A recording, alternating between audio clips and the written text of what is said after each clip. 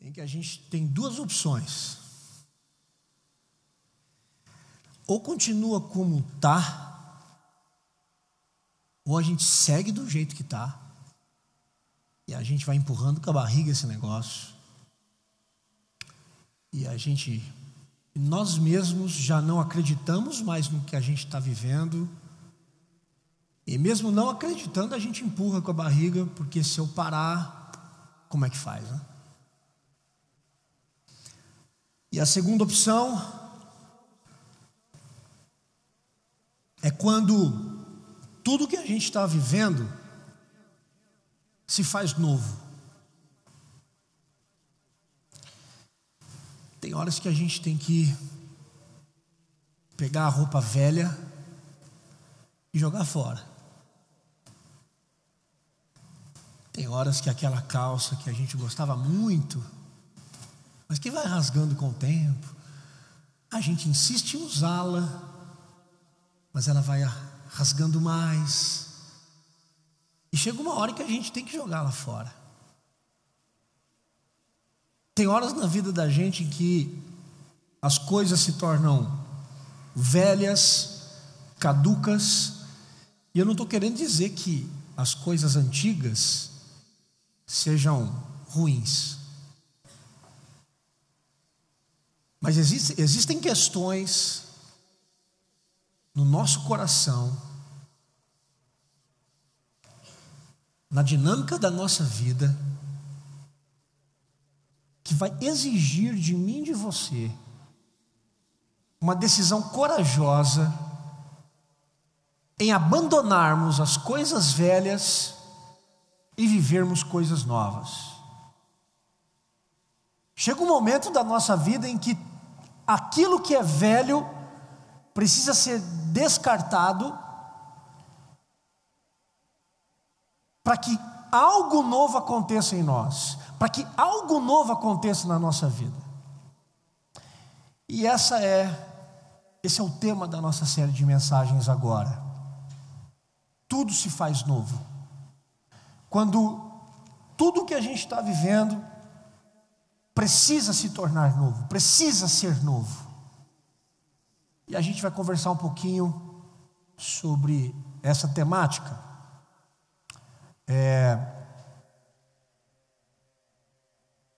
E a primeira mensagem que nós vamos conversar um pouquinho sobre esse tema, quando tudo se faz novo, é quando nós saímos da arrogância ao perdão. Eu vou pedir para o pessoal acalmar aí, estou vendo muita movimentação. Vou pedir para os diáconos fecharem as portas lá para nós, por favor. A gente que está aqui na frente sente um pouco de dificuldade, eu sinto, tenho essa limitação, confesso, e atrapalha bastante. Então vou esperar vocês se acalmarem para eu continuar.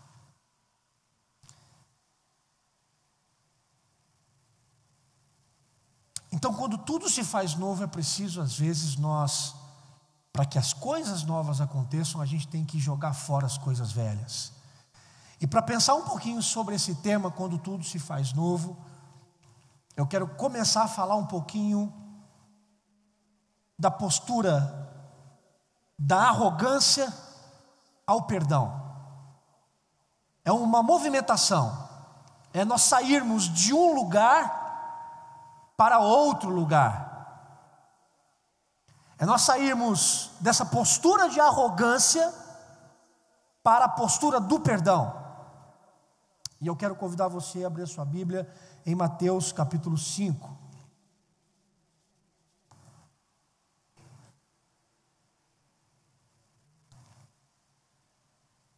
Mateus capítulo 5.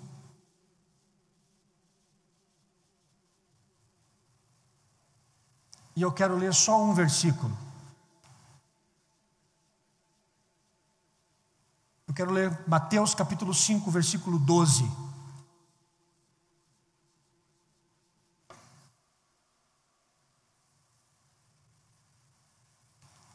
Mateus capítulo 5, versículo 12.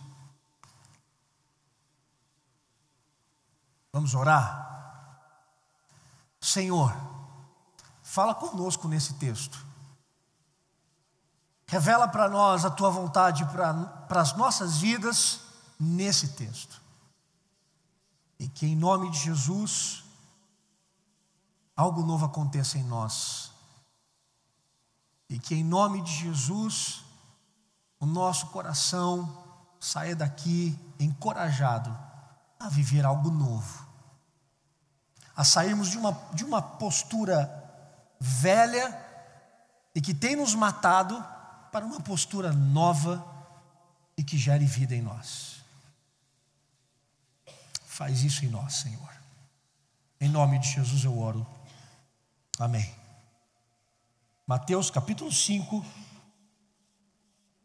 capítulo 6, me desculpem. Mateus capítulo 6.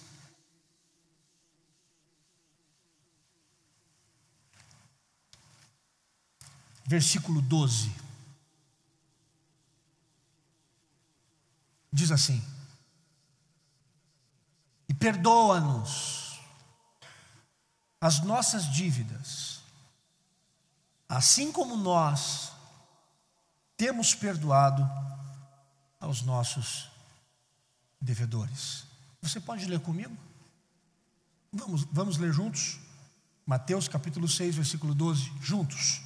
E perdoa-nos as nossas dívidas, assim como nós perdoamos aos nossos devedores. Mais uma vez, vamos lá. E perdoa-nos as nossas.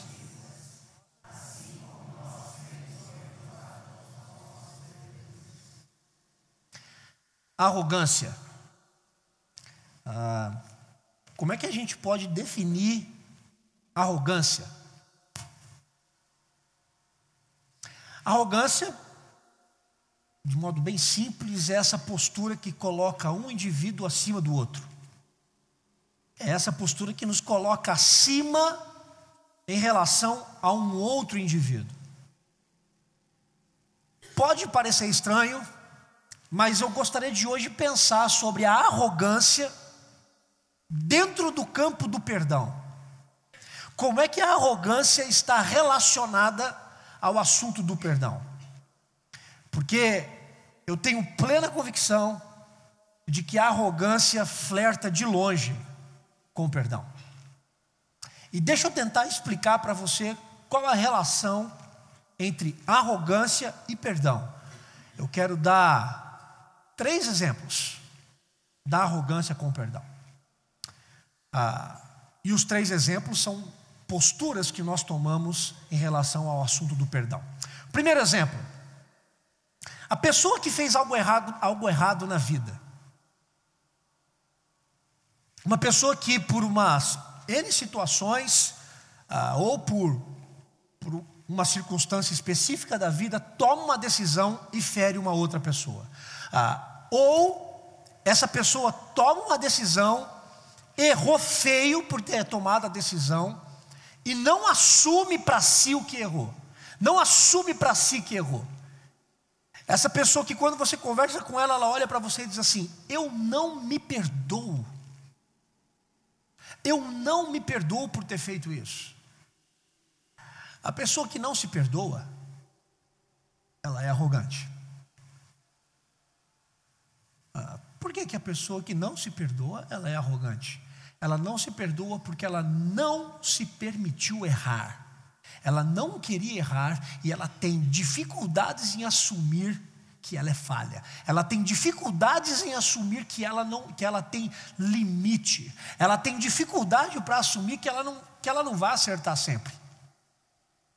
Então, a arrogância dela é tão tácita, está ali nas entrelinhas, mas ela não quer assumir o seu erro para si. Ela tem dificuldade de dizer, porque ela olha para si, ela diz assim: eu acerto tanto, eu sou tão bom nisso, é impossível, como é que eu errei nesse negócio? Como é que eu vacilei nisso? A pessoa que não se perdoa, ela é assim um pouco arrogante consigo mesma. Um segundo exemplo: a pessoa que não pede perdão quando errou. Ela errou com você, mas ela não pede perdão a você. Ela é arrogante. E por que ela é arrogante? Porque ela não quer se humilhar. Ela acha que ela não precisa se humilhar. Ela acha que ela está completamente correta. Então ela não precisa pedir perdão. Quem não precisa se humilhar demonstra arrogância. Terceiro exemplo. Quando uma pessoa erra com você, vai pedir perdão a você, mas você não o perdoa. Quem também não perdoa, também é arrogante. E por que quem não perdoa é arrogante? Porque a pessoa que não perdoa se coloca acima da história que o feriu e se coloca acima do outro que lhe feriu. E para essa pessoa ela diz assim: não, eu não perdoo você porque é impossível pensar na possibilidade de que eu mesmo venha a fazer a mesma coisa que você fez comigo. Então eu nunca farei com o outro o que você fez comigo.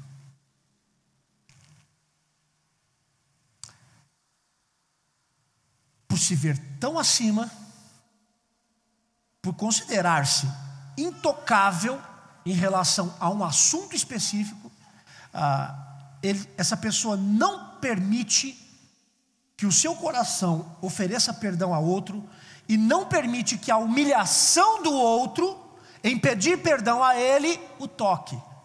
Não, eu não quero que a sua humilhação venha até mim. Eu não preciso dela. Eu não preciso de você. Não preciso que você me peça perdão. Não quero. Tudo se fez novo. Sabe quando é que tudo se faz novo na nossa vida? Quando a gente abandona essa postura arrogante com quem nos feriu. Quando eu e você abandonamos essa postura arrogante em relação às pessoas que nos feriram, caminhos de vida se abrem para nós e tudo se faz novo. Eu li um versículo muito conhecido por todo mundo, porque faz parte da oração de Jesus, a chamada oração do Pai Nosso. E o texto que a gente leu, ele pode ensinar para nós e nos colocar nesse lugar chamado tudo se fez novo. Esse pequeno versículo pode tirar a gente da arrogância ao perdão. Pode tirar a gente dessa roupa velha, suja, e nos dar uma roupa limpa e nova. Quando eu leio esse versículo, e perdoa-nos as nossas dívidas, assim como nós temos perdoado aos nossos devedores, ao ler essa parte da oração de Jesus, e que é um pedido, ele faz um pedido, dá para a gente pressupor que a gente vive num mundo carregado de culpa. A gente vive num mundo carregado de culpa. Você tem a culpa dos homens perante a Deus. A culpa dos homens perante Deus, perdoa-nos as nossas dívidas. Mas você também tem a culpa na relação de homens para com os homens. Assim como nós temos perdoado aos nossos devedores. E quando a gente fala de culpa, toda culpa entre a relação humana, toda culpa na relação vertical, horizontal, toda relação, ela de alguma forma inclui uma ferida. Quando nós falamos de uma relação e que de alguma maneira gera culpa, quando nós falamos de culpa na relação horizontal entre os homens, de algum modo a gente fala de ferida, de gente que está carregando ferida na alma e no coração, porque de alguma maneira foi afetado. Por isso, a grande luta humana é vencer a culpa. Tem gente lutando com todas as unhas, com todas as forças, com tudo aquilo que tem, com tudo aquilo que é, para vencer o sentimento de culpa que carrega. se a culpa não for vencida, ela chama uma outra convidada. Sabe quem é a convidada da culpa? Vingança.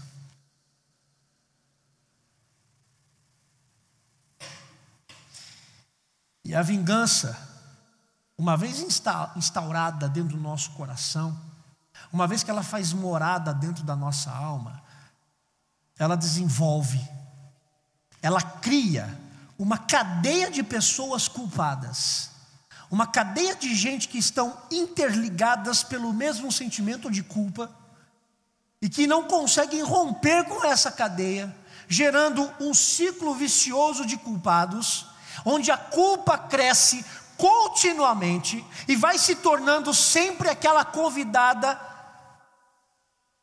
que não deveria ser aceitável dentro do nosso coração. Culpa e mais culpa. Culpa diante de Deus, porque eu não consigo resolver minha relação com Ele, e culpa diante com o outro, porque eu não consigo resolver a minha relação com o outro. Mas sabe o que a gente faz com a nossa culpa? A gente coloca lá dentro do bolso e a gente vai para a igreja do mesmo jeito. Porque afinal de contas, o que vale é eu ir para a igreja, ouvir um sermão, cantar louvores e voltar para minha casa. Mas o sentimento de culpa que você tem em relação àquele que lhe fez mal. Mas isso em relação a Deus, você não consegue ver esse problema, você tem um problema com o irmão, você não consegue perceber que isso de alguma maneira leva você a afetar a sua relação com Deus. Aí tem gente que diz assim, vamos tomar um café, vamos falar de futebol. Vamos falar de trivialidade, porque é melhor. Essas coisas depois eu resolvo, eu com Deus, do meu jeito. Eu não sei como é que tem gente que aguenta viver assim. Eu não sei como é que tem gente que diz que vive o Evangelho, mas ainda carrega culpa porque não resolveram coisas entre si.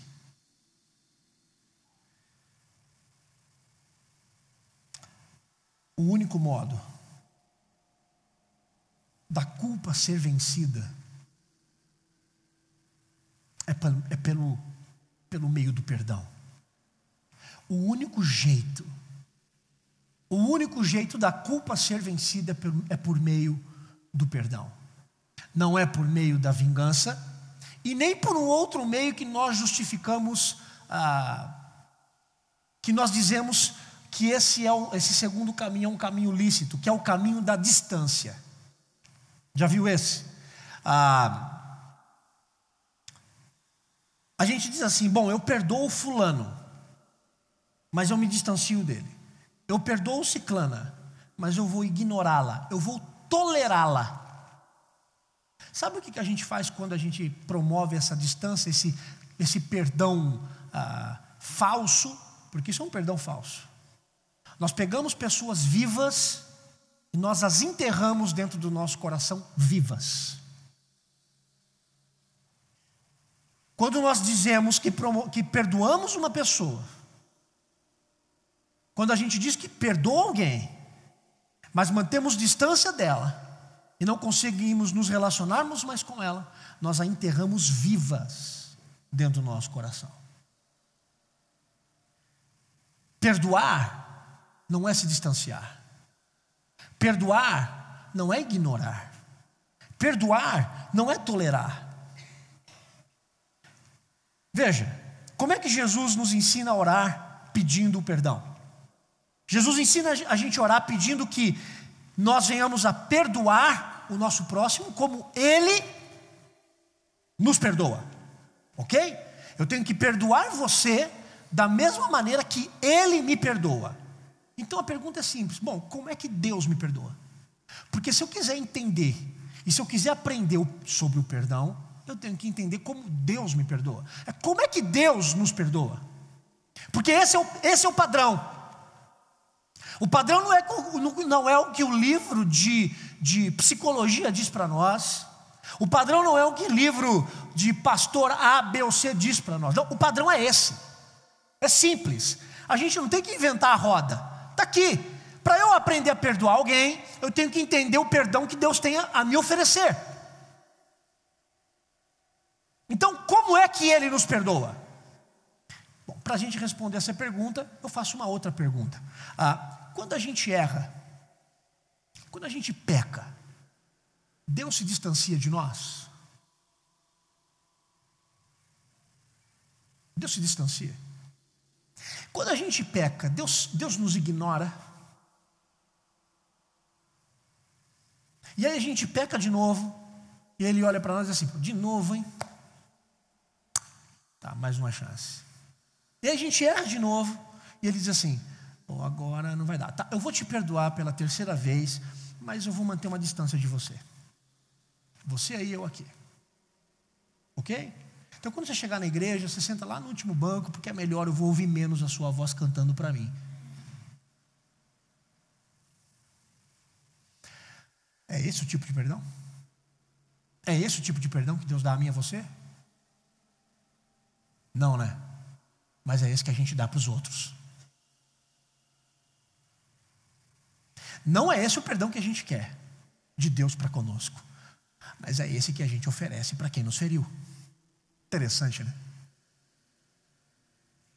Deus não rejeita um coração quebrantado. Esse é o padrão. O perdão não é excluir a vida do outro da minha vida.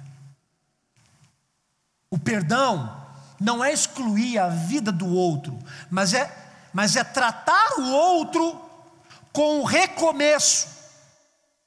É tratar o outro oferecendo a ele o recomeço, para que ele possa recomeçar de novo, recomeçar na minha história, recomeçar no meu coração, recomeçar junto comigo. Isso é perdão.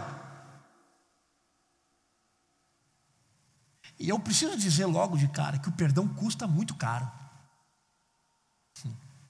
O perdão custa caro. Primeiro, custa caro para quem reconhece que errou e precisa pedir perdão. Porque esse reconhecer é você olhar para o outro e abaixar a cabeça.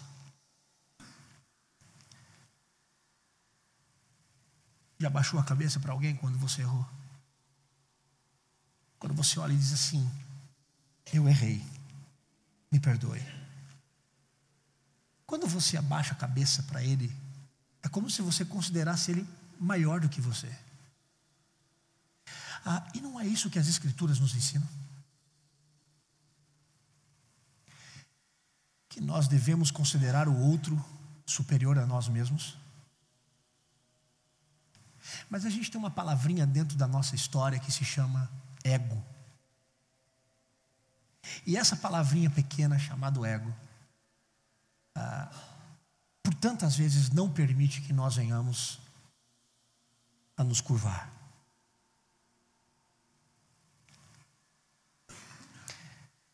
O perdão custa caro primeiro para quem reconhece o pecado, para quem reconhece que errou, e chega no outro para pedir perdão porque ele tem que se humilhar.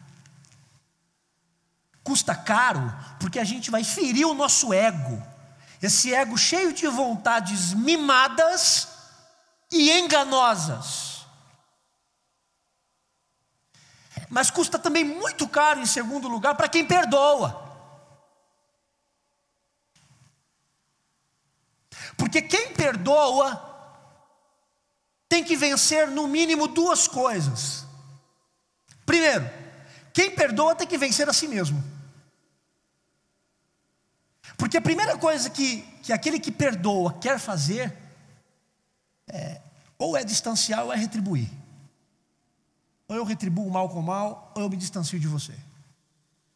Dentro do perdão, no padrão bíblico e no padrão de Jesus, quem oferece o perdão paga um preço alto, porque primeiro ele tem que matar a si mesmo. E a segunda coisa é que quem oferece o perdão, além de ter que superar a si mesmo, ele tem que superar o mal que lhe afetou.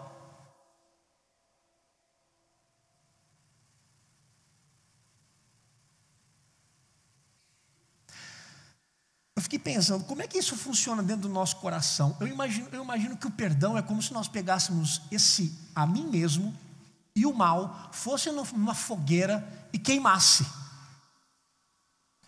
Isso para mim é perdão. O perdão é você queimar isso no seu interior. E à medida que você queima, você renasce. Porque quem não queima e não supera a si mesmo, tanto para pedir o perdão, quanto para oferecer perdão, ou quem não perdoa a ponto de superar o mal que lhe afetou, continuará escravo do outro. Quem não perdoa é escravo.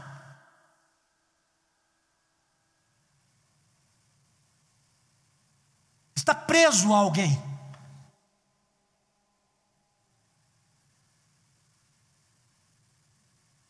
O perdão é esse ato que a gente vai e queima no nosso interior. E à medida que a gente queima isso, esse mal, à medida que nós queimamos a nós mesmos, algo novo nasce no nosso coração, a ponto da gente acolher o outro que nos feriu.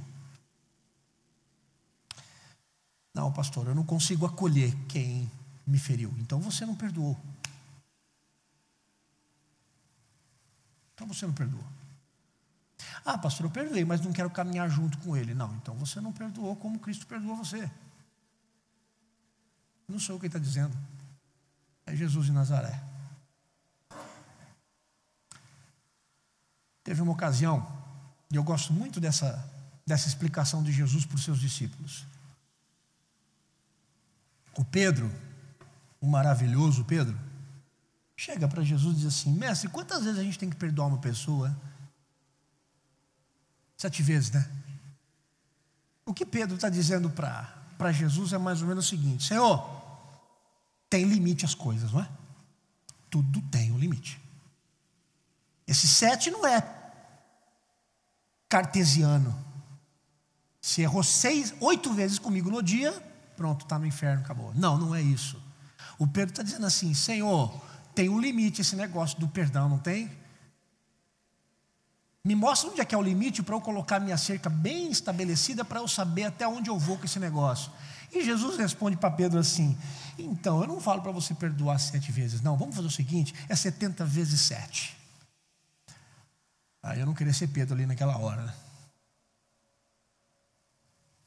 Jesus falou assim: bom, Pedro, você está me falando sobre limite de perdão? Onde é que você acha que é o seu limite, Pedro? Ah, meu limite é aqui, mestre. Ah, é aqui? Então dá licença, vou pegar. Você quer andar comigo, Pedro? Claro, mestre, quero andar com o Senhor. Para onde eu vou, se só tu tens palavra de vida eterna? Mesmo? Então me dá essa cerca. Sabe qual é o limite? É o mundo velho de guerra. Esse é o seu limite. Porque quem anda comigo não pode pensar em limite para perdoar. Uau! É tão gostoso quando a gente vai para uma igreja e a gente ouve algumas palavras amáveis que afagam a nossa alma e o nosso coração, não é? Pois é, eu estou aqui para dizer para você que se você impõe limites para perdoar, você não entendeu o Evangelho. Eu não estou dizendo que isso é fácil. Estou dizendo que isso é o Evangelho.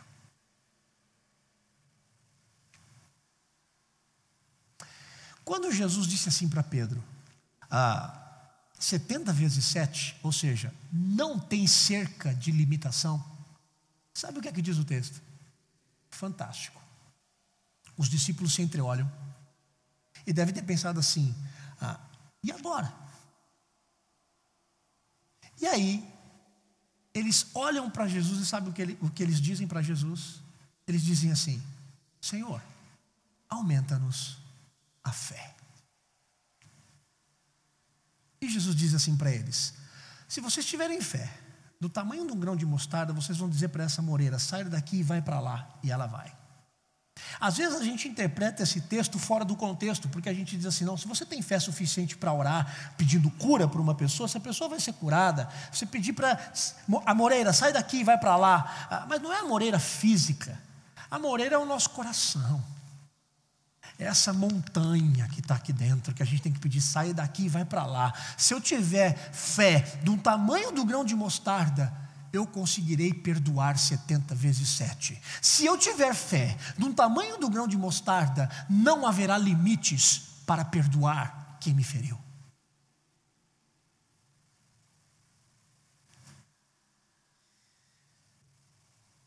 Eu ouço muito por aí dizendo que perdão não é sentimento, que perdão é decisão. Ok, eu vou dizer hoje que perdão não é sentimento. Eu vou dizer que perdão é uma postura de fé, que a gente vive pela fé. Isso é perdão.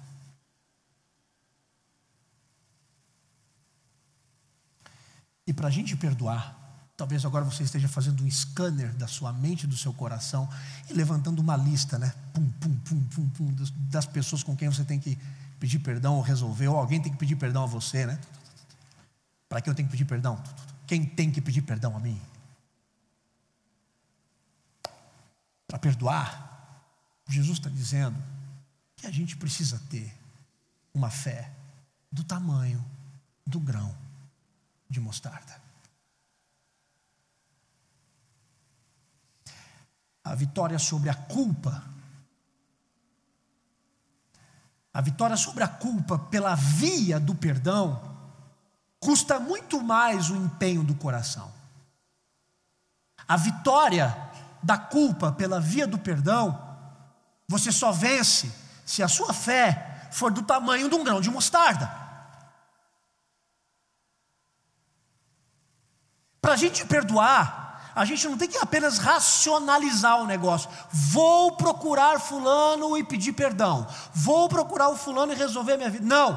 Para você pedir perdão e resolver isso, você tem que dizer assim: Senhor, me dê fé. Aumente a minha fé, de modo que eu consiga perdoar e receber perdão.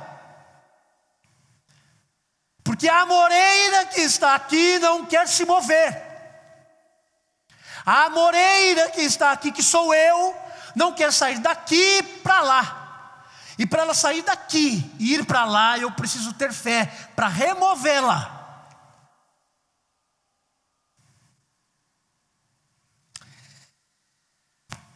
Mas quem é que pode orar? Quem aqui hoje pode orar pedindo perdão a Deus e tendo esse exemplo de perdão a Deus como um modelo para você perdoar alguém? Quem aqui pode fazer essa oração? Sabe quem? Só ora pedindo perdão a Deus, e só ora a Deus aquele que quer perdoar ou que quer pedir perdão a alguém, quem entendeu a primeira expressão da oração de Jesus, quando ele diz: portanto vós orareis assim, Pai nosso. Primeiro, não é Pai meu, não é singular, é plural, é Pai nosso. Então eu preciso entender que há um contexto comunitário. O Pai não é meu, o Pai é nosso. E segundo, eu tenho que entender que sou filho, porque eu chamo de Pai, não chamo de Deus, eu chamo de Pai. Porque quem ora pedindo perdão e quem perdoa e recebe perdão é só filho. É só filho. Só os filhos de Deus compreendem o assunto do perdão e pedem perdão e se perdoam. Só os filhos de Deus pedem perdão e recebem perdão. E aqui a gente agora começa a entrar numa parte muito complexa nessa oração. Parece que nessa parte Jesus coloca uma tensão, e é uma tensão muito séria. Uma das mais sérias em toda a Bíblia. Parece que Jesus, nessa parte, ele sugere um condicionamento no perdão que Deus oferece a nós. Parece que só tem uma condição para Deus nos perdoar. A pergunta é: bom, Deus só me perdoa se eu perdoar o meu próximo? Quer dizer que se eu não perdoar o meu próximo, eu não tenho perdão de Deus? Veja o que diz o verso: e perdoa-nos as nossas dívidas assim. Esse advérbio aqui traz duas ideias. O primeiro é uma ideia de consequência. Perdoe as minhas dívidas assim como nós temos perdoado. Porque eu fui perdoado por Deus, eu posso perdoar quem vacilou comigo. Porque eu fui perdoado, então eu consigo perdoar quem vacilou comigo. Essas palavras de Jesus, elas estão ensinando que a prova de que eu e você fomos perdoados é quando a gente aprende a perdoar quem nos feriu. Mas eu não vou negar, nesse texto há também uma condicional. Queira você aceitar ou não, no texto há uma condicional. Recebemos o perdão de Deus à medida em que nós nos perdoamos. E por que eu estou dizendo isso? Porque no final da oração do Pai Nosso, nos versículos 14 e 15, Jesus expande a questão. Olha o que ele diz no versículo 14 e olha o que diz no versículo 15. Ele diz assim: porque se perdoardes aos homens as suas ofensas, também vosso Pai Celeste vos perdoará. Se, porém, não perdoardes aos homens e as suas ofensas, tampouco vosso Pai vos perdoará as vossas ofensas.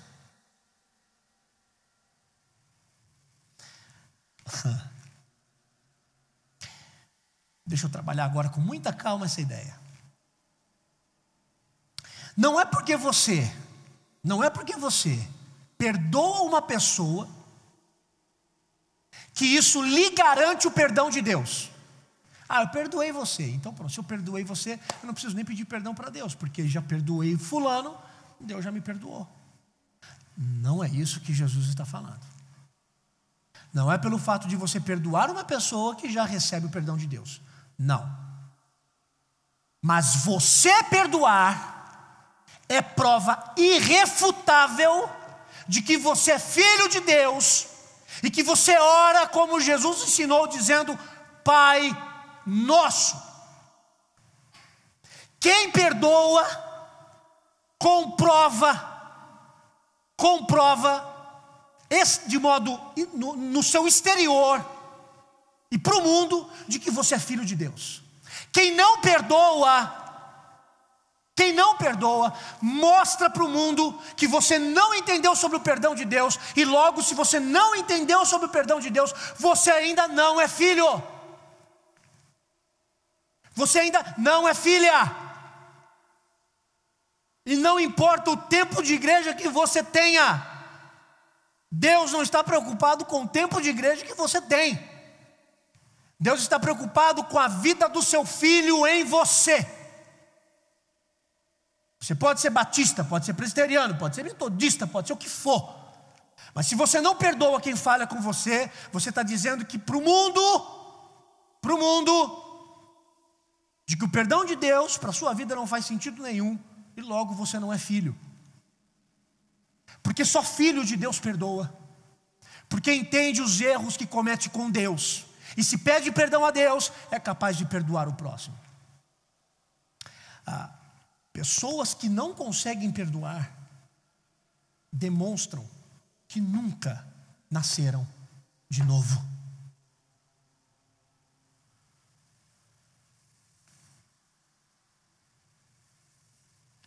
Se você disser para mim hoje: eu não consigo perdoar fulano, eu vou dizer assim para você: então você vai ter uma grande surpresa no dia do juízo.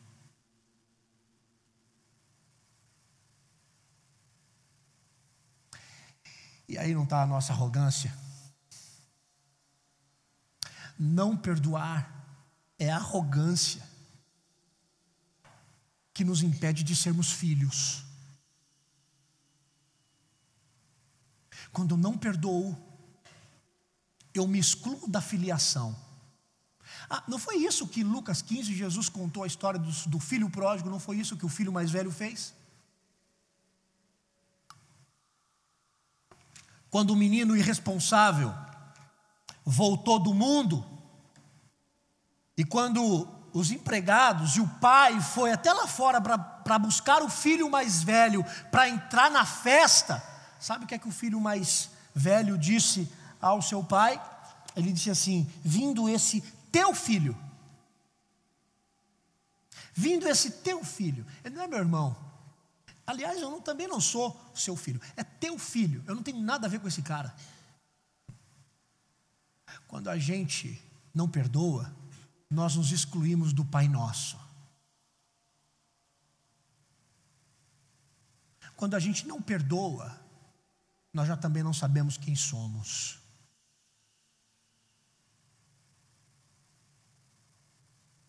Se como irmãos nós não nos perdoamos, é fato evidente de que a gente também não está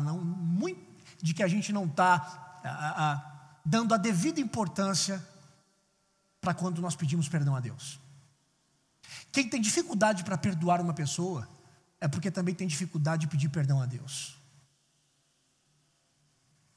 E eu não estou falando desse pedido de perdão a Deus bem protocolar, sabe? Vai orar na hora do almoço: Senhor, muito obrigado pelo alimento, perdoa os nossos pecados, no nome de Jesus, amém. Parece que Deus fica assim: queria mais, né? Tá, vamos conversar enquanto você come? Dá para ser? Não, eu estou falando de fechar o olho e chorar. Eu estou falando de você dar nome aos bois. Estou falando de você dizer para Deus assim: Senhor, é isso aqui, ó. Eu sou isso aqui, ó. É isso. Faz tudo novo na minha vida. Quando você se humilha diante de Deus, você vai ter uma bela surpresa quando um irmão se humilhar diante de você. Porque quando esse outro irmão se humilhar diante de você, sabe quem você vai ver? Você mesmo.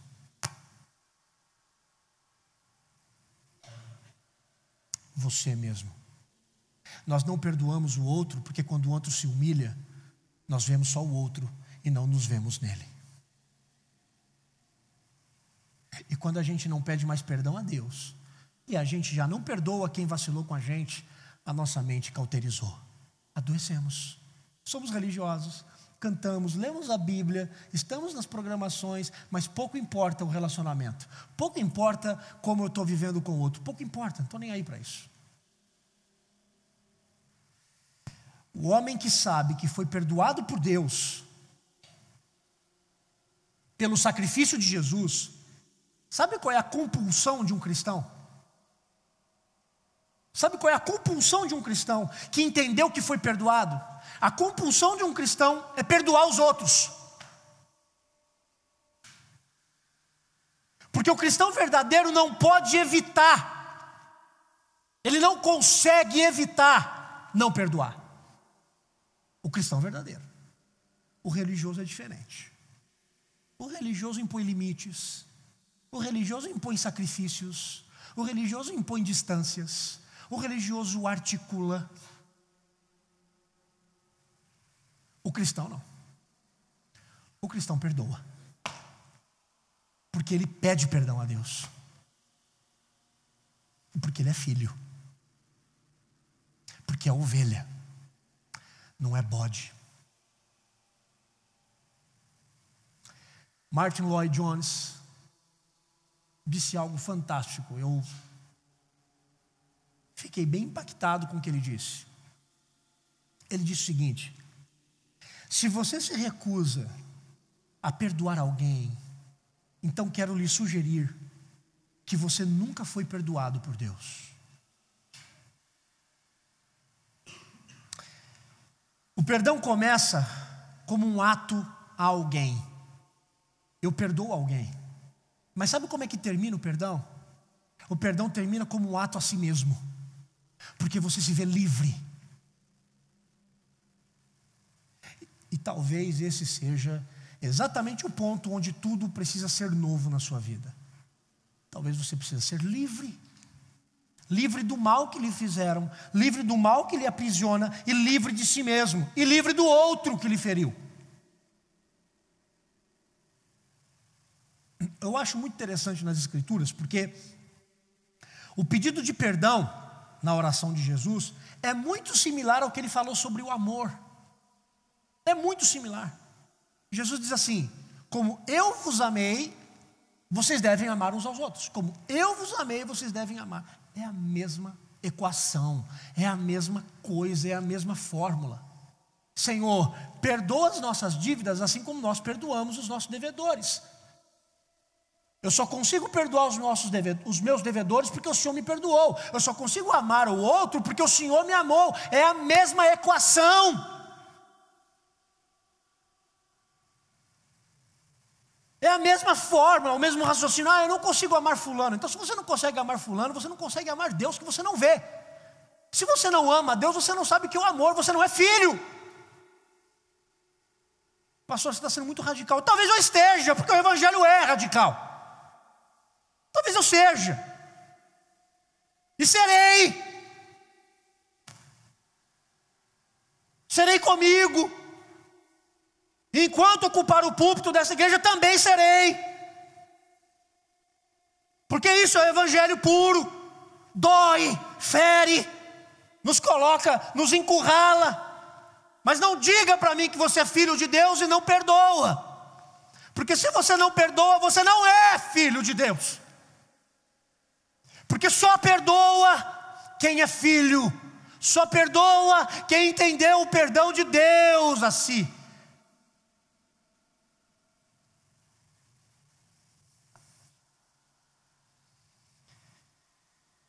No fim das contas, o nosso problema nunca é com o outro, o nosso problema é sempre com Deus. É sempre com Deus.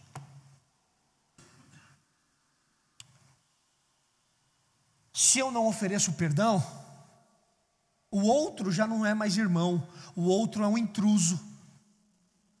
O intruso, que vive querendo entrar na minha vida, vive querendo entrar no meu coração e eu não deixo. Você é um intruso, sai fora daqui. E para um intruso, sabe como é que a gente lida? Nós estamos em constante guerra. E o que é? O tudo se fez novo, se não a guerra acabar. O que é o tudo se fez novo, se a bandeira branca da trégua não for levantada?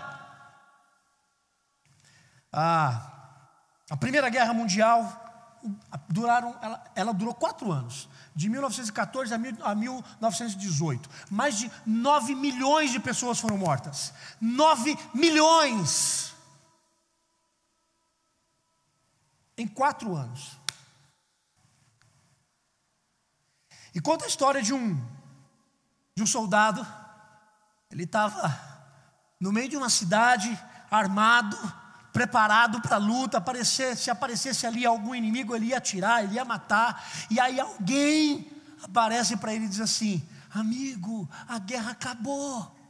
Você não sabia? A guerra acabou. E diz a história que ele ficou com a sua arma assim, disse: não é possível, não acredito. Cadê os inimigos? Onde é que eles estão? Eu quero matá-los. E aí juntaram um grupo de pessoas ao redor dele e disse assim: calma, a guerra acabou, olha, as pessoas estão pulando na rua, as pessoas estão festejando, acabou. E aí aos poucos ele foi deixando a arma, que se tornou a fiel companheira dele. E ele abandona a arma, ele deixa a arma. E aí ele ficou tão surpreso, porque ele disse para aquelas pessoas: olha, nós estávamos num estágio em que nós achávamos que nunca a guerra iria terminar. Nunca. E eu fiquei pensando, a falta de perdão faz isso. A gente se acostuma tanto com a guerra, que parece inaceitável outra configuração nos nossos relacionamentos. A gente está tão acostumado a entrar em guerra com o outro, em não perdoar o outro, em tratar o outro como um intruso, que quando a guerra acaba, a gente não sabe mais lidar. A gente está tão armado, a gente está tão carregando a arma para dar o tiro, e que quando a gente solta a arma, parece que a gente não sabe mais viver. Solta a arma, meu irmão, porque essa arma está levando você para o inferno. Solta essa arma, minha irmã, e torne-se filha, orando Pai Nosso. Quando a gente ora Pai Nosso, é como se você pegasse aquele que é o seu devedor e você o perdoou, e você o abraça e você diz assim: Pai Nosso. Mas quando a gente não perdoa, a gente afasta e a gente diz: Pai meu, aquele lá não é teu. E como eu já disse alguns domingos atrás, nós matamos o irmão quando nós o demonizamos.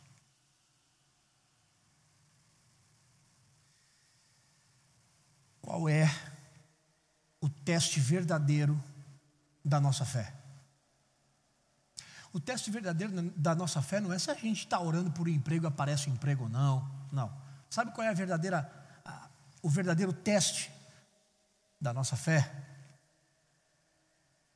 É como a gente lida com as pessoas que nos feriram.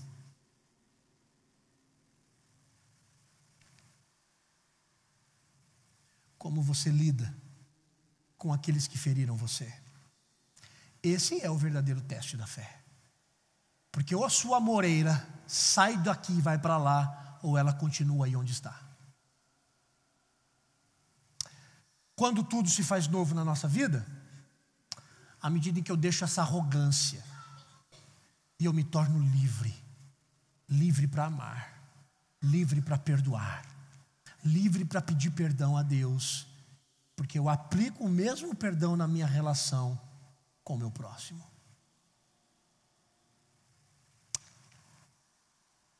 Quase 21 horas. Você ainda tem muito tempo hoje para ligar para uma pessoa, ou para sair com essa pessoa ainda hoje e pedir perdão. Quem faz isso é filho. Ah, pastor, mas eu estou esperando essa pessoa chegar em mim.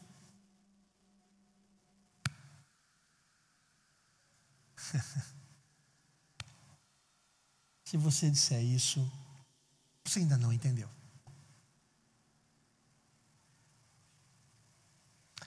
Eu oro para que nessa noite nós sejamos corajosos. Porque os covardes não entrarão no reino dos céus. Que Deus tenha misericórdia de nós. E que tudo se faça novo na sua vida. E que tudo se faça novo na sua história. Da arrogância para o perdão. Vamos orar? Vamos ficar em pé? Vamos orar.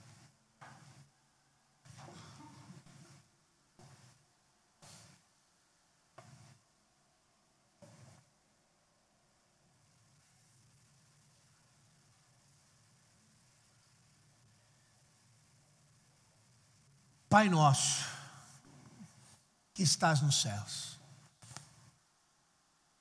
santificado seja o teu nome, Pai. Santificado seja o teu nome. Nós queremos viver a santificação do Senhor. Queremos viver essa santificação na nossa vida. Venha o teu reino. E que a tua vontade seja feita. Aqui nesse tempo, quanto na eternidade. Nós te agradecemos o alimento diário, o pão nosso de cada dia o Senhor nos dá. E Pai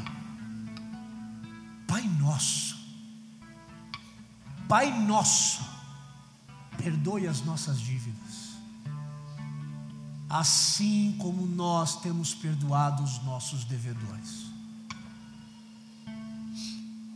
Faz de nós filhos que pedem perdão e filhos que perdoam. Tem misericórdia de nós, Senhor.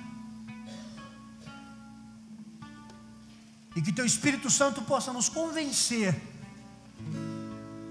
em tomarmos postura de filho, postura de filho.